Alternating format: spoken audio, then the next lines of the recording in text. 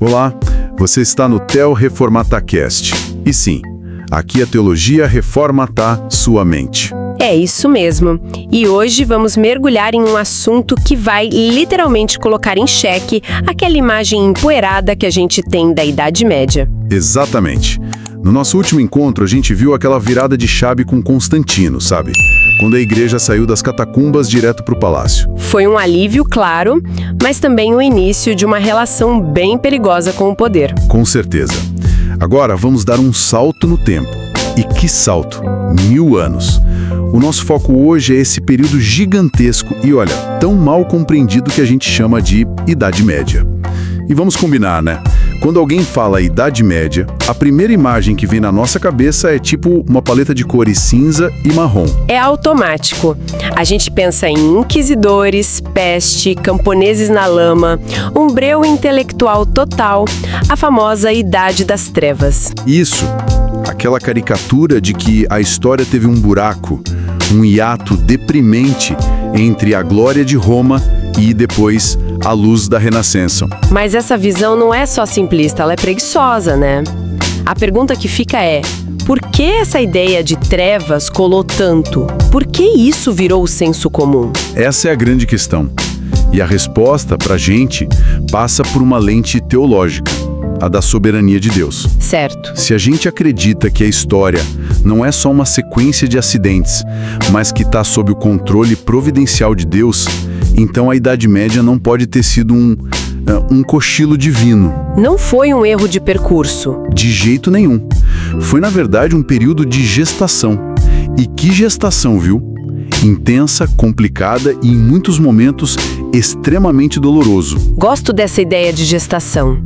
Me faz pensar numa gravidez de altíssimo risco, sabe? Cheia de problema, de dor, de susto. Exato. Mas que, no fim das contas, tá gerando alguma coisa, tem vida ali, mesmo no meio do caos. Então, a pergunta é, se foi uma gestação, o que exatamente nasceu disso tudo? Olha, nasceram coisas fundamentais. Primeiro, com o Império Romano desabando, a igreja foi praticamente forçada a assumir um papel que não era dela. Que seria? O de mãe da civilização europeia.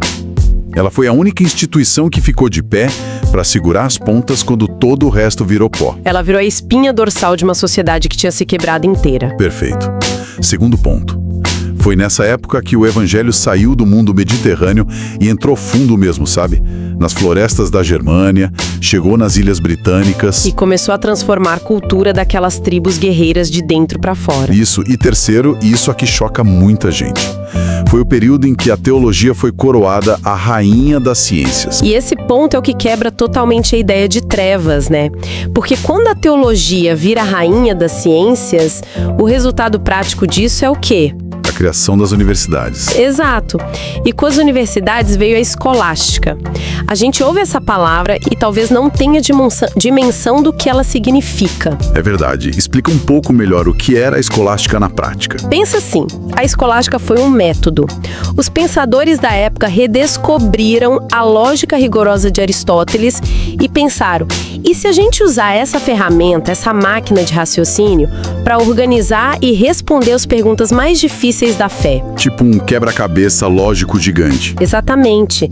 Era como um advogado construindo um caso, mas para provar a existência de Deus ou para entender a natureza da Trindade.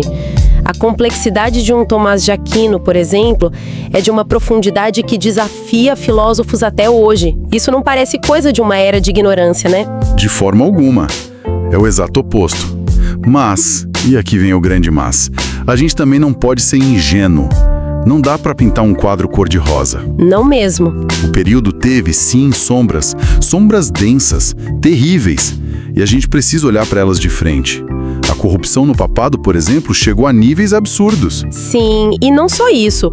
Aconteceu uma mistura perigosíssima entre o reino de Deus, que é espiritual, e os reinos dos homens, que são políticos. A linha ficou toda borrada. Isso. Somado à superstição popular, a violência religiosa que explodiu, são fatos que mancham essa história. Não dá pra negar. E aí a gente chega num paradoxo, né? Como a mesma instituição pode ser a mãe da civilização e, ao mesmo tempo, o palco de tanta corrupção? Como algo pode ser tão luminoso e tão sombrio? Parece que a gente está falando de duas idades médias diferentes, né? Como conciliar essa gestação que a gente falou, guiada pela providência, com essa realidade tão manchada? É uma contradição que parece insolúvel. Como algo tão falho pode ser um instrumento nas mãos de Deus? Essa é a tensão central. E talvez a melhor forma de começar a resolver isso seja como imagem, uma metáfora. Gosto de metáforas. Qual é? Julgar esses 1000 anos de história olhando só para a corrupção e para a violência é como julgar uma imensa catedral gótica olhando só para as gárgolas. Gárgolas? Interessante, porque elas são a primeira coisa que chama a atenção, né? Elas são feias, assustadoras, grotescas. Exato. Lembro de ver as gárgulas de Notre Dame de perto e elas são perturbadoras. É muito fácil focar só naquilo e pensar, nossa, que lugar sombrio. Exato. Mas a gente esquece que as gárgulas têm uma função prática e até humilde. Escoar a água da chuva para longe da parede, protegendo a estrutura. Elas são a parte funcional, a parte suja do trabalho. Isso. E o propósito da catedral não está nelas. Está nos vitrais imensos que transformam a luz de fora numa explosão de cores lá dentro. Está na arquitetura que aponta para o céu, para o transcendente. As gárgulas fazem parte da história, mas não são a história toda. Nosso trabalho aqui é entrar na catedral. Perfeito. E para entrar na catedral, a gente precisa entender o terreno onde ela foi construída.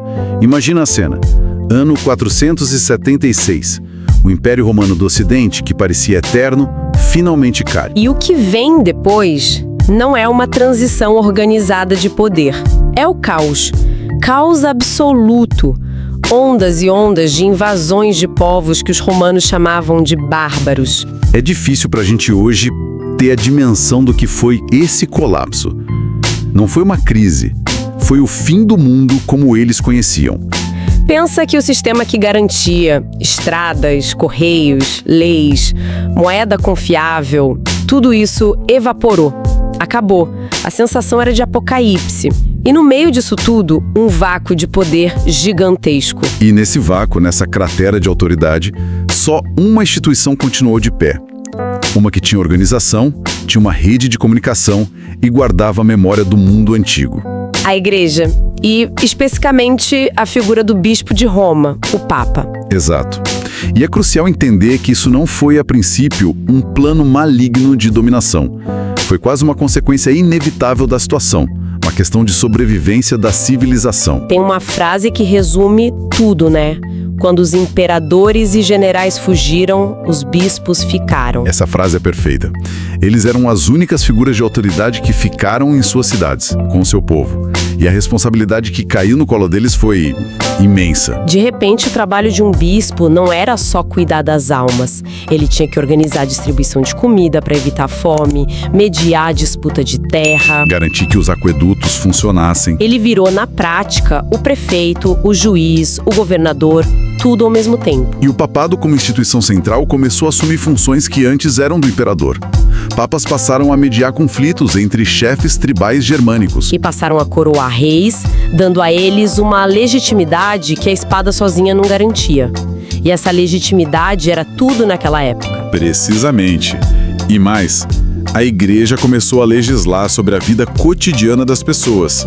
Casamento, herança, contratos, tudo passou a ser regulado pela lei canônica, porque a lei romana tinha sumido. Então, de forma bem concreta, a igreja se tornou o Estado onde não havia mais Estado. Exatamente. Essa estrutura de poder que a gente critica tanto nasceu de uma necessidade prática de colocar ordem no caos. Mas essa é só metade da história, né? Aqui acontece nos palácios. Nos bastidores silenciosos desse mundo caótico, outro movimento foi igualmente fundamental: as ordens monásticas. Pensa nos beneditinos, por exemplo. Ah, os monges. A imagem que a gente tem é deles trancados, só rezando o dia todo. Mas a realidade era bem diferente. Totalmente diferente. Os mosteiros, seguindo a regra ora elabora, reza e trabalha, eram na verdade ilhas de paz, de ordem e principalmente de produtividade, no meio de um oceano de guerra. E esse trabalho era levado muito a sério. Eles não só oravam, eles saíam para evangelizar os pagãos, eles drenavam pântanos, desenvolviam novas técnicas de agricultura. Técnicas que literalmente salvaram a Europa da fome várias vezes. Foram eles que ensinaram a rotacionar culturas, por exemplo. E tem mais, eles foram os guardiões da memória. Enquanto o mundo lá fora queimava, eles estavam lá nos seus scriptoria, copiando pacientemente à mão, não só a Bíblia, mas as obras dos filósofos gregos, dos poetas romanos. Quase tudo que a gente sabe da antiguidade clássica sobreviveu porque um monge copiou aquilo. Eles foram os maiores preppers da história, estocando conhecimento. E ainda por cima, os mosteiros funcionavam como os primeiros hospitais e centros de caridade. A analogia teológica aqui é perfeita. O mosteiro foi tipo uma arca de Noé cultural e espiritual. Exatamente. Enquanto o dilúvio da barbárie inundava o continente, eles estavam lá dentro, em silêncio, preservando o depósito da fé e do saber para as futuras gerações. Então, o que a gente vê é um movimento duplo. De um lado, uma organização política vinda de cima para baixo, do papado, dando lei e estrutura. E do outro, essa preservação social, cultural, tecnológica, vinda de baixo para cima, dos mosteiros. As duas frentes juntas reconstruíram a civilização. Certo. Então, a Europa estava lentamente se reconstruindo, se solidificando em torno da igreja. Mas, enquanto ela lidava com esse caos interno, uma tempestade de proporções épicas se formava no Oriente. Início do século VII, na Península Arábica, surge o Islã. E a sua expansão foi de uma velocidade e eficácia militar que o mundo não via desde Alexandre o Grande. Era um movimento que unia fé e espada de um jeito incrivelmente poderoso. O choque para o mundo cristão foi brutal. Em questão de décadas, cidades que eram o berço do cristianismo caíram. Damasco, Antioquia, a própria Jerusalém. Alexandria, o grande centro intelectual. E Cartago, no norte da África. A terra de Tertuliano, de Cipriano, de Santo Agostinho. Perder Cartago foi um golpe psicológico e teológico imenso. E a ameaça não parou por aí. Em 711, um exército muçulmano cruza o Estreito de Gibraltar e em poucos anos conquista quase toda a Península Ibérica, onde hoje estão Espanha e Portugal. E é fundamental entender, isso não era só uma conquista militar. Era um projeto civilizacional alternativo que reorganizava a sociedade inteira. Para a cristandade europeia, aquilo era uma ameaça existencial, o fim do seu mundo. E as consequências práticas foram gigantescas. O Mar Mediterrâneo, que por séculos foi um lago romano, a grande avenida que conectava o mundo cristão, virou uma fronteira hostil, um lago muçulmano. Isso forçou um isolamento tremendo. As rotas comerciais com o Oriente foram cortadas. A Europa teve que se fechar, se voltar para dentro, para a terra. Esse isolamento acelerou o sistema feudal. A reação militar cristã, claro, veio. O momento mais famoso é a Batalha de Tours, em 732, quando Carlos Martel barrou o avanço muçulmano para dentro da França. E na Península Ibérica, iniciou-se a longa e dolorosa Reconquista, que duraria quase 800 anos. E é aqui que a gente precisa pensar na mudança de mentalidade. Toda essa sequência de eventos forjou o que a gente pode chamar de uma mentalidade de fortaleza sitiada. Exato. A Europa cristã começou a se ver como um bastião cercado, sob ataque, precisando se defender a qualquer custo para sobreviver. E essa mentalidade de cerco muda tudo. Ela não só justifica a guerra defensiva, mas começa a criar as bases para uma teologia da guerra santa, da guerra ofensiva. Como uma religião que prega amar os inimigos passa a justificar a espada. Esta pressão externa foi um dos principais catalisadores. E essa mentalidade de nós contra eles acabou fortalecendo o poder do Papa internamente, né? Ele se tornou a única figura capaz de unir todos os reis contra o inimigo comum. Sem dúvida. Então, fazendo um balanço, a Idade Média está muito longe de ser uma Idade das Trevas. Foi um período de uma complexidade absurda, moldado por duas grandes forças. Internamente, a consolidação da Igreja como a organizadora da sociedade e, externamente, a reação a essa ameaça existencial vinda do Oriente. Que forçou a Europa a se redefinir e se unir de uma forma nunca antes vista. E essa ideia da mentalidade de fortaleza sitiada me deixa com uma reflexão final que vai muito além da Idade Média. Manda. Fico pensando, como essa mentalidade de cerco, essa necessidade de se defender, de traçar linhas claras entre nós e eles, não só preparou o terreno para as cruzadas, mas também moldou a forma como a teologia ocidental, até hoje, lida com a relação entre fé e força, entre a cruz e a espada. É uma tensão que não desapareceu. De jeito nenhum, é uma pergunta que continua ecoando. A nossa missão aqui é tentar entender como a fé, a ambição humana e o poder político se misturaram de um jeito tão explosivo que definiram o mundo que a gente conhece hoje. Então vamos começar no topo dessa montanha-russa, com o grande imperador, Carlos Magno. Para a gente ter a dimensão de Carlos Magno, é preciso visualizar o que era a Europa antes dele. Um mosaico de reinos bárbaros em guerra constante, sem lei, sem ordem. Uma sombra, sabe? Do que um dia foi o Império Romano. É nesse cenário de caos que ele surge. E o momento que cristaliza tudo isso é o dia de Natal do ano 800. Ele está em Roma, na Basílica de São Pedro, e o Papa Leão III coloca uma coroa na cabeça dele e o declara imperador dos romanos. Essa imagem é de uma força simbólica absurda. O chefe da igreja coroando o chefe do exército mais poderoso da Europa. É a fusão definitiva do poder espiritual com o poder temporal. Ali nascia uma aliança que ia definir os próximos 1000 anos de história, mas também uma relação extremamente perigosa. Perigosíssima, porque ali nascia o Sacro Império Romano Germânico. A ideia era uma renovatio imperii, uma renovação do Império Romano. Mas o detalhe crucial é o sacro. Era um império que já nascia batizado com a bênção da igreja, sabe? A teoria era linda, espelhar a cidade de Deus na terra. A prática, no entanto, foi uma confusão constante entre os interesses de Deus e os interesses de César. E essa confusão já começa na forma como ele expandiu o império, não é? Ele não foi só um diplomata. Ele era um conquistador, e a cruz muitas vezes vinha na ponta da espada. O caso dos saxões é o mais famoso. Foram décadas de guerra para subjugá-los e forçar a conversão. Exato. Uma campanha brutal de conversão forçada. Hoje a gente olha para isso e, classifica como um erro missiológico primário, né? Uma contradição com a própria mensagem do Evangelho. Mas, sendo um pouco o advogado do diabo aqui, para a mentalidade daquela época, essa distinção entre conversão e conquista realmente existia. Ou era simplesmente o procedimento padrão para um povo se integrar ao império, ele precisava obrigatoriamente adotar a fé do imperador. Talvez a gente esteja aplicando um filtro muito moderno a uma prática medieval. Você tem um ponto. Naquele contexto, a unidade religiosa era vista como a argamassa da unidade política. Eram inseparáveis. Mas, ainda assim, o método deixou cicatrizes profundas. O lado mais fascinante de Carlos Magno, e talvez o seu legado mais duradouro, não foi o militar, mas o cultural.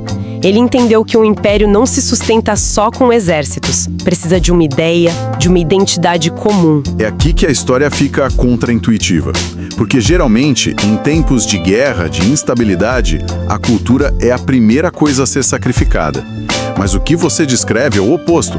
Ele usou a organização do conhecimento como uma ferramenta para criar estabilidade. É uma aposta de longo prazo impressionante. Exatamente. Foi o que ficou conhecido como o Renascimento Carolíngio. Ele olhou ao redor e viu um clero muitas vezes semi-analfabeto, viu a herança intelectual de Roma e da Grécia se perdendo. Então ele agiu de forma sistemática.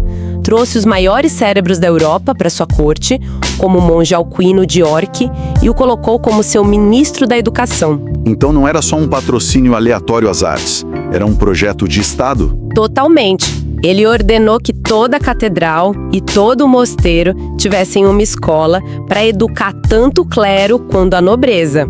E mais do que isso, ele padronizou o conhecimento. As escolas dele resgataram textos clássicos, corrigiram a Bíblia Vulgata, que estava cheia de erros de cópia, e criaram até um novo tipo de caligrafia, a minúscula carolíngia. Uma letra mais clara, mais fácil de ler e escrever. Parece um detalhe técnico, né? Mas as implicações são enormes.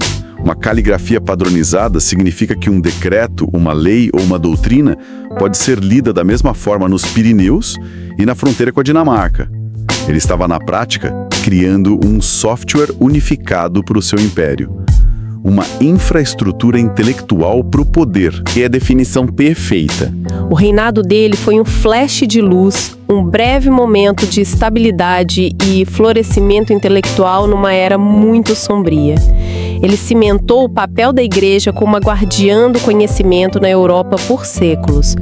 O problema é que todo esse sistema dependia de uma coisa: um imperador forte no poder.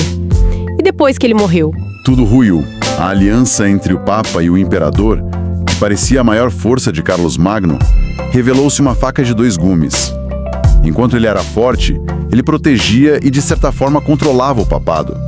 Quando seu império se fragmentou entre seus herdeiros, um vácuo de poder gigantesco se abriu em Roma. E a natureza abomina o vácuo.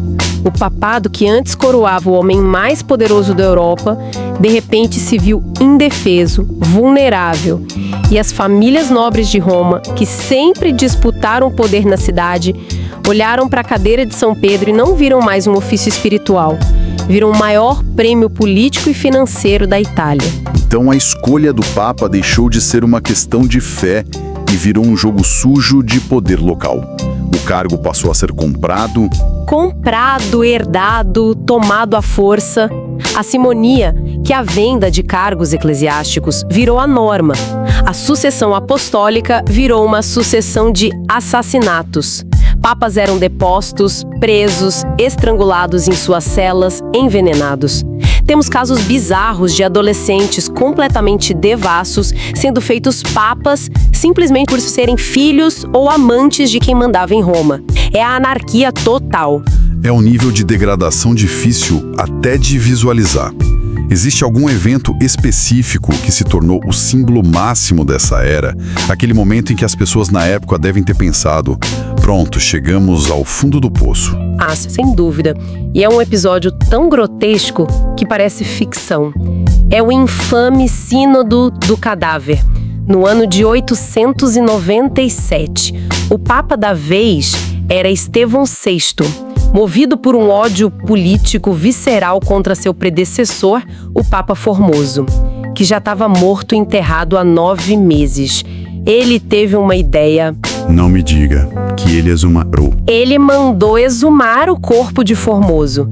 O cadáver, já em decomposição, foi vestido com todas as vestes papais, sentado num trono no meio da basílica e submetido a um julgamento formal. Pera, eles julgaram um cadáver. Quem respondia por ele? Nomearam um jovem diácono para se esconder atrás do trono e responder em nome do morto. As acusações foram lidas e o veredito, obviamente, foi culpado. Como punição, o cadáver do Papa Formoso teve os 3 dedos da mão direita, os que ele usava para dar a bênção, cortados. Depois, o corpo foi despido, arrastado pelas ruas de Roma e jogado no rio Tibre. Uau! Vamos parar um segundo nisso. O que me impressiona aqui não é só a loucura, a barbárie. É a burocracia do macabro. Eles não apenas profanaram um corpo, eles seguiram um rito legal, um julgamento, com acusações e defesa. Isso diz muito sobre como eles viam o poder. Mesmo a autoridade de um papa morto precisava ser desfeita legalmente, por mais perversa e surreal que fosse a forma. É uma visão perfeita do ocorrido. E essa era ficou conhecida por um nome bem direto: pornocracia, ou o governo das prostitutas. O nome vem da influência absurda que certas mulheres da aristocracia romana, como Teodora e sua filha Marósia, exerciam sobre o papado. Elas eram amantes, mães e avós de papas. O Papa Sérgio III, por exemplo, teve um filho com Marósia e esse filho ilegítimo, mais tarde, se tornou o Papa João XI. E o que é impressionante é que, mesmo nesse ponto mais baixo da história, a igreja não acabou. De alguma forma, ela sobreviveu a si mesma. De uma perspectiva teológica, muitos diriam que isso é a maior prova da promessa de Cristo de que as portas do inferno não prevalecerão contra ela.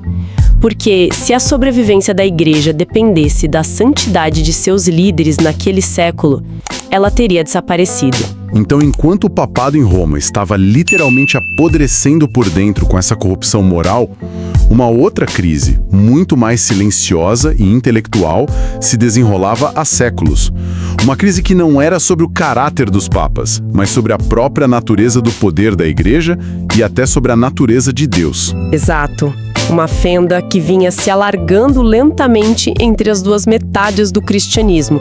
O Ocidente, de língua latina, centrado em Roma, e o Oriente, de língua grega, centrado em Constantinopla. Eram duas culturas, duas mentalidades, dois mundos que estavam se distanciando cada vez mais. E quais eram os principais pontos de atrito? O que estava cozinhando sob a superfície dessa aparente unidade cristã? Eram vários ingredientes numa panela de pressão. O primeiro e mais importante era a autoridade do Papa. Roma cada vez mais afirmava ter a primazia, o poder final sobre toda a cristandade. O Oriente via isso com enorme desconfiança, como uma inovação e uma usurpação de poder. Outro ponto era a relação com o poder secular. No Oriente, o imperador bizantino tinha uma influência imensa sobre a igreja, o chamado cesaropapismo. Ou seja, na prática, o imperador agia quase como chefe da igreja, nomeando patriarcas, convocando concílios, uma fusão de poder que era impensável no Ocidente, onde o Papa e o imperador viviam numa tensão constante sobre quem mandava em quem. Precisamente. Some a isso diferenças de costumes, como o Ocidente usar pão sem fermento na Eucaristia e o Oriente usar pão fermentado, que viram símbolos de teimosia. E, claro, a barreira da língua. No século XI, poucos em Roma falavam grego e quase ninguém em Constantinopla falava latim. Eles não conseguiam mais nem conversar teologicamente. A panela de pressão explodiu em 1054. O famoso Grande Cisma. Mas, pelo que você descreve, 1054 não foi a causa, foi só a gota d'água. Foi o momento em que a separação se tornou oficial. Depois de uma série de desentendimentos e insultos, o representante do Papa Leão IX em Constantinopla marchou até a Basílica de Santa Sofia e depositou no altar uma bula de excomunhão contra o patriarca Miguel Cerulário. O patriarca, por sua vez, excomungou o Papa. A chamada túnica sem costuras de Cristo foi rasgada. A partir dali, tínhamos oficialmente a Igreja Católica Apostólica Romana de um lado e a Igreja Ortodoxa Oriental do outro. E essa divisão nunca foi superada. Mas vamos aprofundar um pouco mais nos dois pontos que parecem ser o coração da disputa. Primeiro, a questão do poder. Como cada lado via a estrutura da igreja. Eram visões de governo completamente incompatíveis. Roma defendia um modelo monárquico. O Papa, como sucessor de Pedro, teria jurisdição universal e imediata sobre todas as igrejas do mundo. A autoridade final era dele. Uma estrutura centralizada, piramidal. E o Oriente? O Oriente defendia um modelo colegiado, que eles chamavam de pentarquia. A igreja seria governada em conjunto pelos 5 grandes patriarcas: Roma, Constantinopla, Alexandria, Antioquia e Jerusalém. Nessa visão, o Papa de Roma teria uma primazia de honra. Seria o primeiro entre iguais, mas não teria o direito de interferir nas decisões dos outros patriarcados. Era como uma monarquia contra um conselho de diretores. Eram modelos que não podiam coexistir. Sim, a famosa controvérsia do filioque. A gente precisa explicar isso com calma. O credo niceno-constantinopolitano, o credo original aceito por toda a igreja, afirmava que o Espírito Santo procede do Pai, ponto. Em algum momento, a igreja no Ocidente, para combater algumas heresias locais que diminuíam a divindade de Jesus, adicionou uma palavra em latim a essa frase, filioque, que significa "e do Filho". Então o credo no Ocidente passou a dizer que o Espírito Santo procede do Pai e do Filho.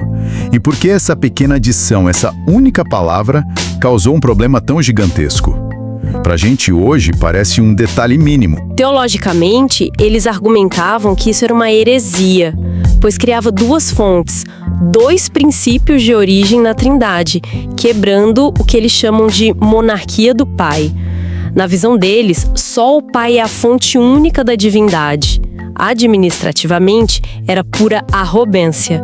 O Ocidente estava alterando sozinho um credo que foi decidido em um concílio ecumênico universal, sem consultar o resto da igreja. E qual era a defesa do Ocidente? Por que eles insistiram tanto nisso? Para os ocidentais, o filioque era teologicamente necessário e bíblico. Eles argumentavam que se o filho é plenamente igual ao pai em divindade, ele também precisa participar da expiração, da origem do espírito. Negar isso seria, de certa forma, subordinar o filho ao pai. Então, o que parece uma disputa técnica sobre uma preposição, na verdade revelava visões totalmente diferentes sobre a relação entre as pessoas da Trindade. E no fim, essa questão teológica se tornou a justificativa perfeita para uma separação que já era política e cultural. Exatamente, o cisma foi um divórcio que levou séculos para acontecer. Depois de 1054, essas duas igrejas seguiram caminhos completamente separados.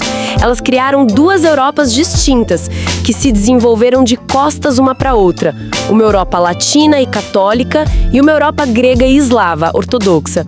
É uma ferida que, apesar de muitas tentativas de diálogo no último século, permanece aberta até hoje. Que percurso impressionante! Da visão imperial e unificadora de Carlos Magno, descendo ao abismo da corrupção e do caos da pornocracia, até a fratura trágica e permanente entre o Oriente e o Ocidente. É uma história muito poderosa sobre o choque constante entre o ideal divino que a fé propõe e a realidade confusa, ambiciosa e falha da natureza humana. E essa história toda nos deixa com uma reflexão que ecoa até hoje. Existe uma tensão permanente na história da igreja entre a instituição, que se entende como de origem divina, e a inegável, às vezes grotesca, falibilidade das pessoas que a compõem. E a pergunta que fica martelando, e que talvez não tenha resposta fácil, é: como a gente consegue distinguir a essência de uma fé das estruturas de poder, da cultura e das ambições políticas que se agarram a ela em cada época? E como essa distinção, que já era tão difícil de fazer no passado, pode ser aplicada nos debates complexos que vivemos hoje? O final da Idade Média não foi um período de estabilidade que foi rompido de repente, sabe? Foi um período de crise contínua que procurava desesperadamente uma válvula de escape. Vamos investigar a tempestade que se formou muito antes do primeiro raio cair. Vamos começar essa história em 1095, no Concílio de Clermont, na França. O Papa Urbano II sobe ao púlpito e faz um discurso que, assim, incendeia a Europa. E desse discurso nasce um grito de guerra, que vai ecoar por todo o continente. Deus volte. Deus o quer. A missão declarada parecia nobre: libertar Jerusalém das mãos dos muçulmanos. E logo de cara, a gente se depara com uma tensão teológica gigantesca. Pense bem. O cristianismo nasce de um sermão da montanha que diz: amai os vossos inimigos, oferecei a outra face. Como, de repente, essa mensagem se transforma num chamado para pegar em espadas e marchar para a guerra. É uma mudança radical de mentalidade, um ponto de virada que redefine o que significava ser cristão naquela época. E não é só uma mudança de mentalidade, é uma mudança de doutrina. O Papa introduz ali o que a gente pode chamar de uma novidade teológica perigosíssima. Ele promete indulgência plena. O que isso quer dizer na prática? Na prática significava o perdão completo, não só da culpa, mas de toda a pena temporal dos pecados para quem morresse lutando. Para a mentalidade medieval que vivia aterrorizada com a ideia do purgatório, um lugar de punição e purificação que poderia durar séculos, essa promessa era irresistível. Era essencialmente um bilhete dourado direto para o céu. Então você está me dizendo que a salvação, que antes era uma questão de fé, arrependimento, sacramentos, agora podia ser conquistada na ponta da espada? Exatamente. E isso teve um poder de mobilização sem precedentes. Reis e nobres viram uma chance de glória, riqueza e redenção. Mas o mais impressionante foi o efeito sobre as pessoas comuns.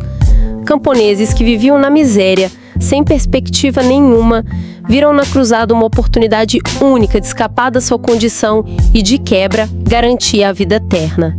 A cruz, que era o símbolo do sacrifício de Cristo, foi costurada nas roupas como um emblema de guerra. E o resultado da primeira cruzada? Eles conseguiram chegar a Jerusalém. Sim, e esse sucesso militar inicial talvez tenha sido o que perpetuou o movimento. Em 1099, eles conquistam Jerusalém e estabelecem o chamado Reino Latino. Mas a que custo? Relatos da época falam de um verdadeiro banho de sangue. Os cruzados mataram indiscriminadamente, não poupando civis, fossem eles muçulmanos ou judeus. Foi uma vitória militar, mas uma catástrofe humanitária e moral. E, no fim das contas, esse domínio cristão na Terra Santa foi muito frágil e durou pouco. E o movimento das cruzadas continuou por quase 200 anos. Ele manteve esse ideal inicial, por mais distorcido que fosse, ou a coisa foi se degenerando com o tempo? Foi degenerando de forma trágica. A ideia original, que já era teologicamente problemática, foi se corrompendo cada vez mais. Temos 2 exemplos que ilustram isso perfeitamente. Um é a chamada Cruzada das Crianças, um episódio terrível em que milhares de jovens, movidos por um fervor religioso fanático e completamente despreparados, marcharam em direção à Terra Santa. A maioria morreu de fome e doença no caminho ou foi capturada e vendida como escrava. Uma cruzada das crianças. É difícil até de imaginar como algo assim pôde acontecer. Mostra um nível de fanatismo e, talvez, de manipulação que é assustador. E qual foi o outro exemplo? O ápice da corrupção do ideal cruzado foi, sem dúvida, a Quarta Cruzada, no início do século XIII. O plano era atacar o Egito, mas por interesses comerciais da cidade de Veneza, que financiava a expedição, os cruzados desviaram sua rota. E, em vez de lutar contra os muçulmanos, eles atacaram e saquearam Constantinopla, a maior cidade cristã do mundo, capital do Império Bizantino. Foi um ato de uma ganância inacreditável que abriu uma ferida interminável entre a Igreja Católica Romana e a Igreja Ortodoxa, que, de certa forma, nunca cicatrizou. É uma herança terrivelmente complexa. Por um lado, um capítulo de violência brutal em nome da fé. Por outro, essas expedições acabaram tendo consequências não intencionais, certo? Como a reabertura de rotas comerciais. Sim, e isso é um dos paradoxos da história. Embora tenha sido um desastre moral, as cruzadas reabriram o contato da Europa com o Oriente, trouxeram novos produtos, novas ideias e impulsionaram a economia das cidades italianas. Elas também deram um novo fôlego para a reconquista da Península Ibérica pelos reinos cristãos. Mas o legado principal foi a mancha na relação entre cristianismo e islamismo e a ideia perigosa de que a fé pode ser imposta pela força. Essa violência externa, nas cruzadas, parece ter um espelho dentro da própria igreja. Enquanto os exércitos lutavam na Terra Santa, que tipo de batalha estava acontecendo nos corredores do poder em Roma? Uma batalha igualmente destrutiva. A crise institucional se aprofundou de maneira assustadora no final da Idade Média. A Igreja se tornou uma potência política e territorial. E com isso, o foco de muitos líderes se desviou completamente da missão espiritual. O objetivo passou a ser acumular poder e riqueza. Práticas como nepotismo se tornaram a regra. Papas e bispos nomeavam seus sobrinhos e muitas vezes seus próprios filhos ilegítimos para cargos importantes, criando verdadeiras dinastias eclesiásticas. A igreja se tornou então um jogador no grande tabuleiro político da Europa. O jogador mais importante. E ao mergulhar nesse jogo, ela começou a usar armas espirituais como a excomunhão para fins políticos. A preocupação com o poder temporal começou a falar muito mais alto do que a missão pastoral de cuidar das almas. E o ponto mais baixo dessa politização toda talvez seja o episódio conhecido como o cativeiro babilônico do papado. Que nome forte! O que foi isso? Foi um período de quase 70 anos, de 1309 a 377, em que a sede do papado foi transferida de Roma para a cidade de Avignon, no sul da França. Isso aconteceu por forte pressão do rei francês Filipe IV. E o nome cativeiro babilônico é uma alusão direta e muito crítica aos 70 anos em que o povo de Israel ficou exilado na Babilônia. A mensagem era clara: o Papa, que deveria ser o líder de toda a cristandade, tinha se tornado um prisioneiro, um fantoche do rei da França. Qual foi o impacto disso na cabeça do cristão comum na Alemanha ou na Inglaterra, por exemplo? Devastador. A figura do Papa, que deveria ser universal e imparcial, de repente parecia servir aos interesses de uma única nação. Isso minou a credibilidade e a autoridade do papado de uma forma sem precedentes. A lealdade da Europa cristã começou a se fraturar. Ok, então o papado volta para Roma depois de quase 70 anos em Avignon. Problema resolvido, certo? Ou a situação conseguiu ficar ainda mais confusa? Conseguiu ficar infinitamente pior. O retorno a Roma, em vez de resolver a crise, deu início a uma ainda mais grave: o Grande Cisma do Ocidente, que durou de 1378 a 1417. Basicamente, após a morte do Papa, que retornou a Roma, os cardeais italianos elegeram um sucessor. Mas os cardeais franceses não aceitaram, declararam a eleição inválida e elegeram o seu próprio Papa, que voltou a governar de Avignon. Espere, então a cristandade passou a ter 2 papas ao mesmo tempo? Exatamente, um em Roma e um em Avignon. E a situação ficou ainda mais caótica quando, numa tentativa de resolver o problema, um concílio depôs os 2 e elegeu um terceiro papa. Só que os outros 2 se recusaram a renunciar. Então, por um tempo, a Europa teve 3 homens, cada um afirmando ser o único e verdadeiro sucessor de Pedro, o vigário de Cristo. Eu não consigo nem imaginar a confusão. Se eu sou um camponês na Polônia ou um comerciante em Portugal, a quem eu obedeço? Quem é o papa de verdade? O que acontece com minha alma se eu seguir o papa errado, o anticristo como eles se chamavam? Você captou o drama perfeitamente.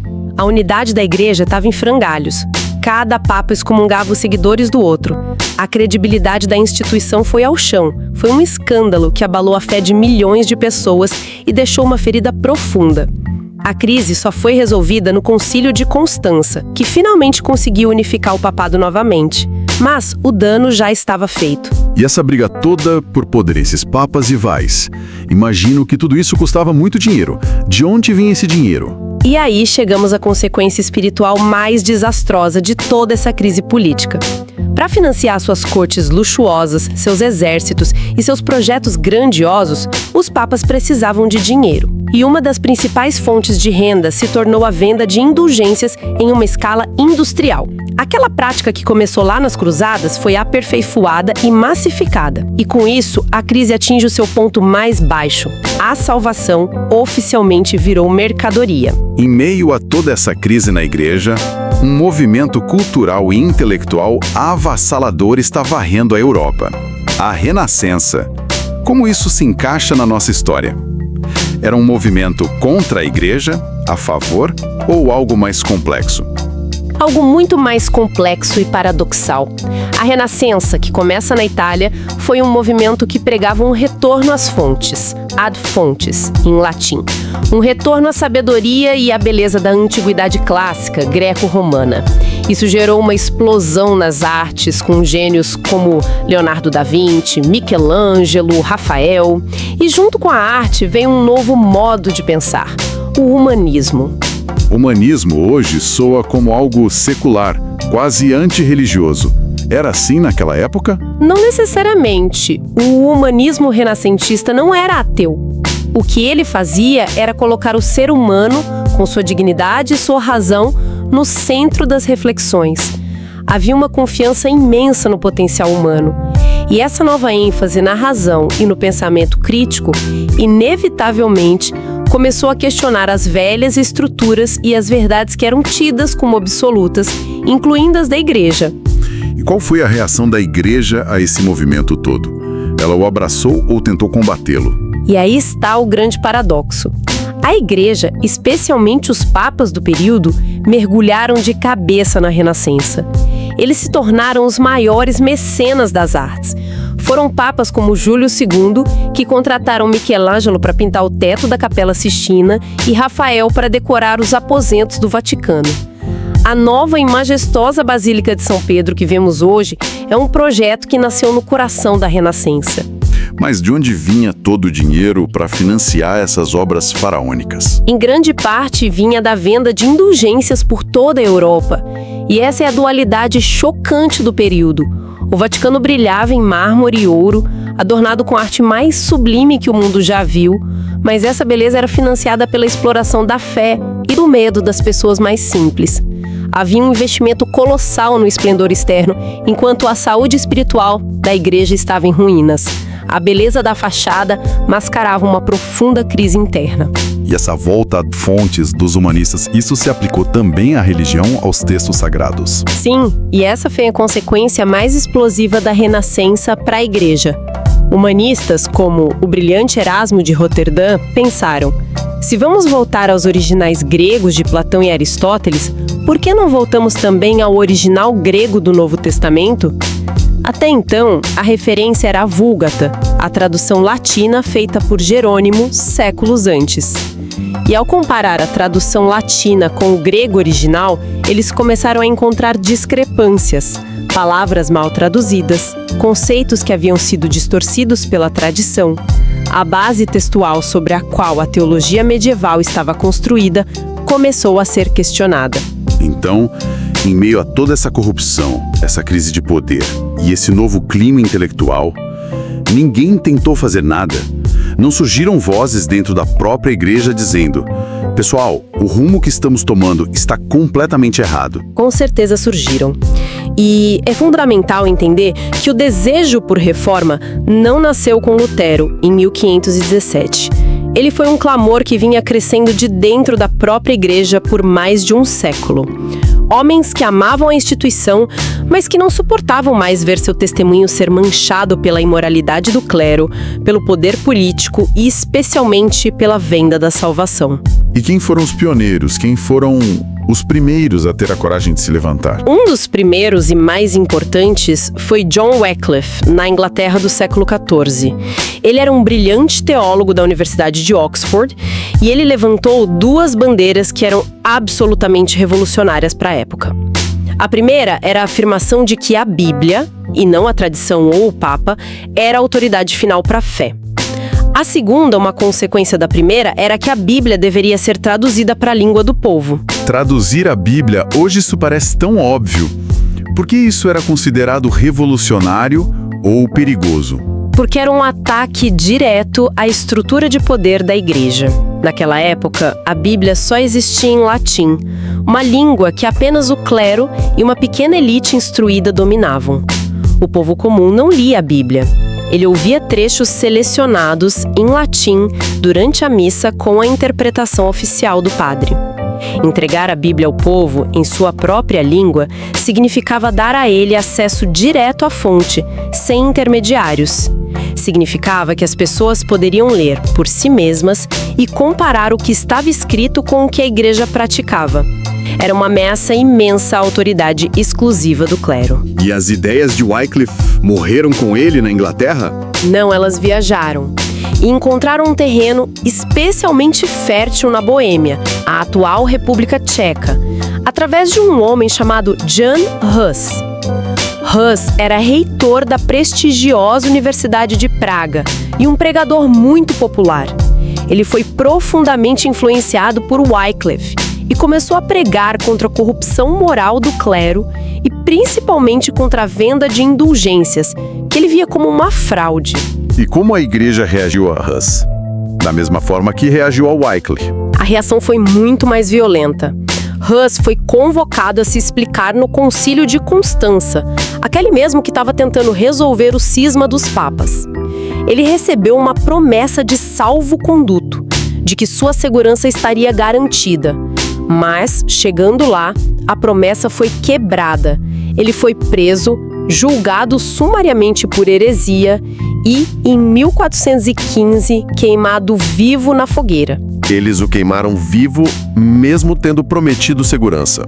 O que nas ideias dele era tão ameaçador a ponto de quebrarem uma promessa formal? O que era ameaçador era a sua insistência na autoridade suprema das Escrituras e a sua crítica direta à autoridade papal. Para os líderes reunidos em Constança, desesperados para restaurar a ordem e a unidade na igreja a qualquer custo, as ideias de Hus representavam a anarquia. Elas minavam a própria fundação sobre a qual o poder institucional estava construído.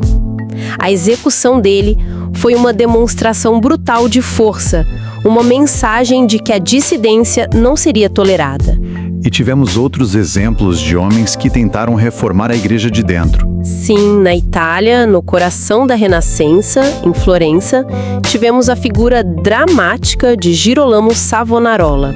Ele era um frade dominicano cuja pregação era como um trovão contra a decadência moral da sociedade florentina e da própria igreja, incluindo o Papa Alexandre VI, da infame família Borgia. Savonarola clamava por arrependimento, por um retorno à simplicidade do evangelho.